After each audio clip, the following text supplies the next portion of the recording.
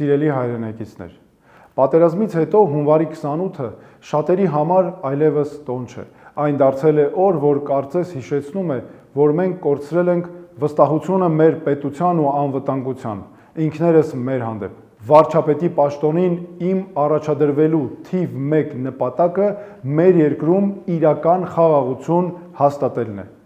Բոլորս գիտենք, որ խաղաղությունը կարող է երաշխավորված լինել այն դեպքում, երբ ուժեղ ես, երբ կարող ես պաշտպանել ինքդ քեզ։ Այն խաղաղությունը, որը կախված է ուրիշի կամքից կամ թելադրած պայմաններից, խաղաղություն չէ։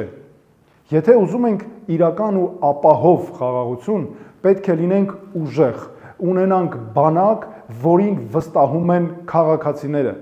որտեղ պաշտպանված է զինվորը, հարգված է սպան եւ որի հետ հաշվի են նստում։ Խաղաղությունն առանց ուժեղ անվտանգության ինքնախաբեություն է եւ դա վտանգավոր է մեր ապագայի համար։ 4 քայլ դեպի իրական ու ապահով խաղաղություն։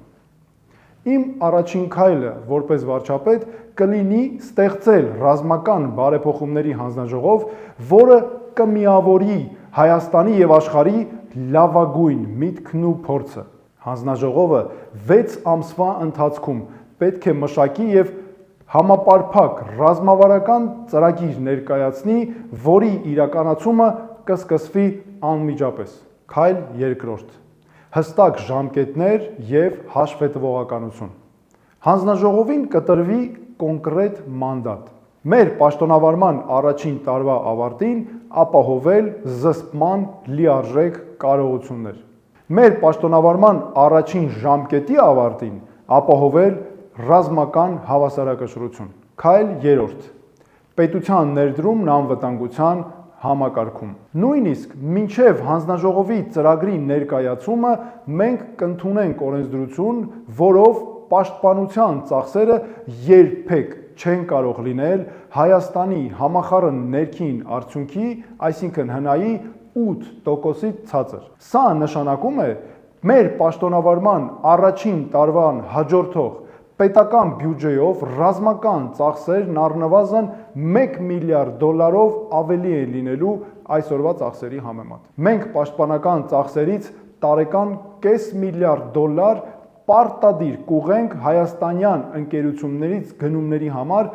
արագացնելու համար մեր ներքին ռազմաարդյունաբերական համալիրի զարգացումը։ Քայլ 4. ճշմարտություն եւ պատասխանատվություն։ Ուժեղ բանակը նաեւ ճշմարտություն է ու պատասխանատվություն։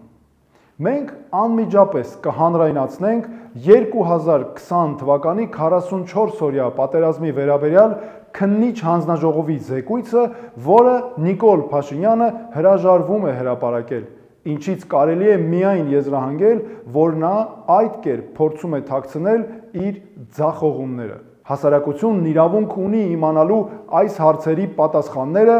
եւ մենք դա կապահովենք։ Մենք պարտավոր ենք գնահատել եւ թեկուզ ուշացած արժևորել մեր հերոսների սխրանքը, որ անտեսված է։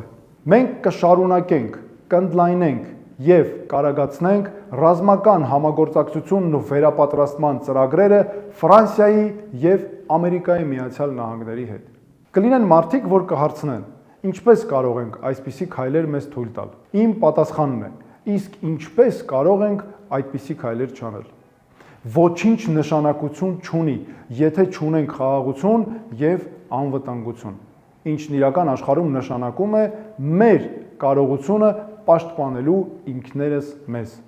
Ակնհայտ է, որ այս բոլոր ողջամիտ քայլերը պետք է լինեին Նիկոլ Փաշինյանի ծրագրի հիմքում, սկսած 2020 թվականի նոյեմբերի 10-ից, բայց այդպես չեղավ, ինչը նշանակում է, որ իրական անվտանգության ու խաղաղության կարող ենք հասնել միայն այս տարվա ընտրություններում նոր վարչապետ ընտրելով։ Մենք պատասխանատու ենք մեր քաղաքացիների առաջ, խոնարհվում ենք մեր հերոսների սուրբ հիշատակի առաջ եւ պարտական ենք նրանց ընտանիքներին։ Շնորհավոր հայոց բանակի օրը։